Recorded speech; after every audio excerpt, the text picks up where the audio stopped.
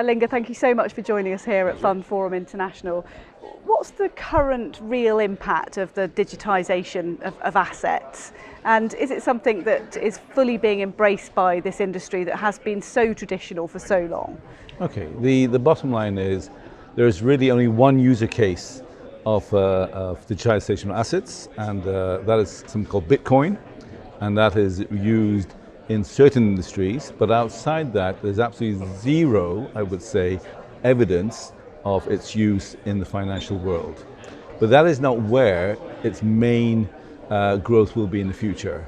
Where it will move in the future is going to be in the area of non-financial assets, because what blockchain does is just transact a value from A to B.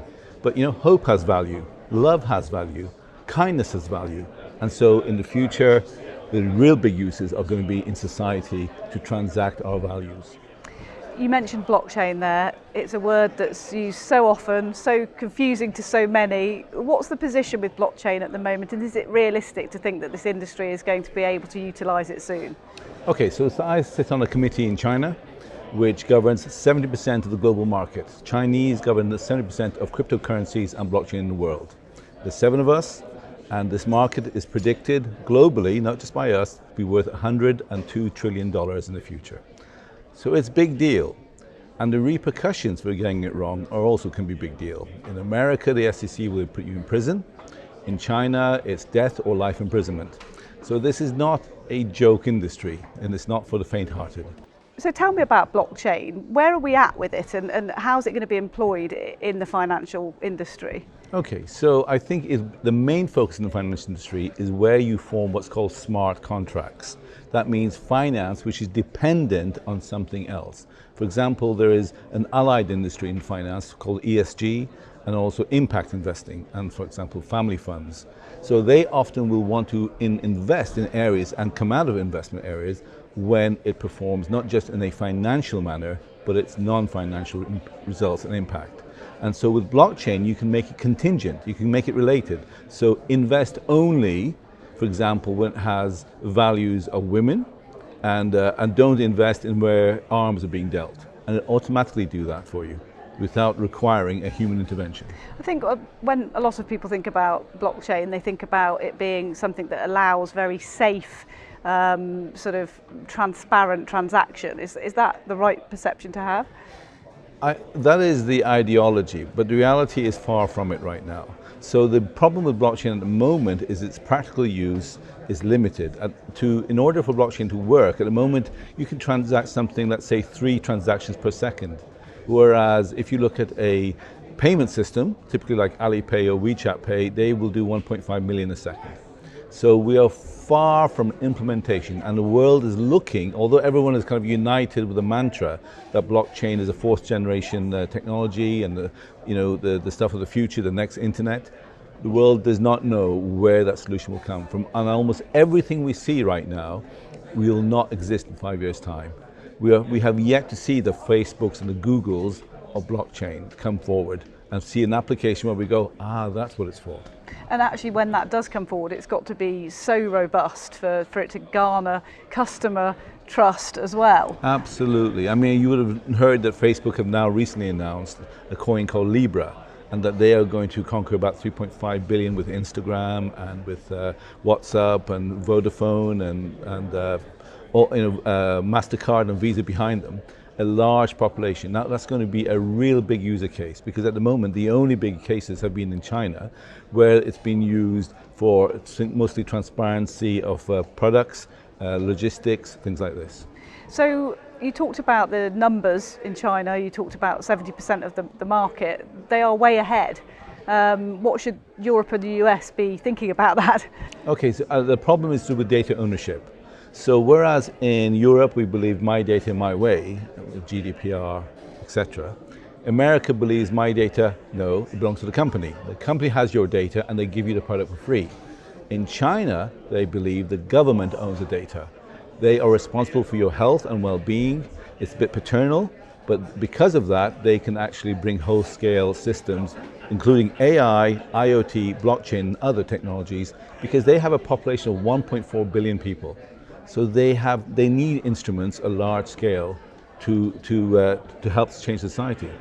You described it as paternal. Some might describe it as a bit sinister. Yeah, sure. So I'll give you a couple of illustrations. One is sinister, one isn't. So in China, there's something called a social credit system, which is, it rewards good behavior. So people will say, well, if you don't, what about citizens' rights? Well, in Chinese government, they say, well, it's the rights of the corpus, the body, not individual citizens. But equally, they talk about, for example, ending poverty in China. The last 1% they have in China, and they have given a year, 2020. Now, anywhere else in the world, we talk about 35-year programs, 25-year ESG, SDGs, 2030. These are long-term things. These guys have to use instruments like blockchain, AI, IoT to actually remedy social problems. And that's because they want to do it super fast as Correct. well. They're really meaningful, and that's why I love them. Because yes, it's not always done right. Yes, eggs are broken. Yes, individual rights are sometimes not respected. But the direction is that we are trying to bring some kind of resolution to society.